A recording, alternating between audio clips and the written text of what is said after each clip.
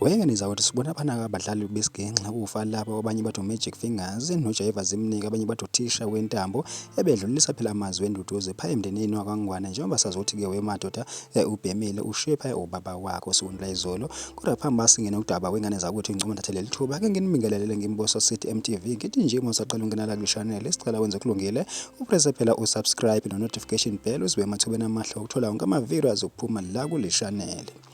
Wengane zakuthi impela phana uFalabo noJaiva Zimnike sebebhonga emswaneni lapho khona bedlulisa phela amazwi wenduduzo bekhombisa ukuvelana nomndeni wakwaNgwane njengoba sazi ke wengane zakuthi uthi usukundla izolo phela ubhemile usazise imibiko engekho mihle phana ukuthi useshiwe ubaba wakhe. Hayi ke wengane zakuthi ke injalo ke pha indaba njengoba mangasicaphula pha amazwi wakhe uFalabo uthi ke uMntuyenziwa phephisa mfowethu alale ngokuthula ubaba ukunehlela ngikufisela umuntu uNkulunkulu anipholise amanxeba usho kanjalo ke wengane zakuthi phana ke uFalabo kanti naye kepha uJaiva Zimnike naye udlulise pha amazwi wenduduzo pha emndenini wakwaKhanyile kodwa ke ngaphambi ngicithe amase wengane zakuthi ngcoba ke nginivalele semina ngimbuso sithi MTV ngithi nje ihlangane kwivideo elandelayo.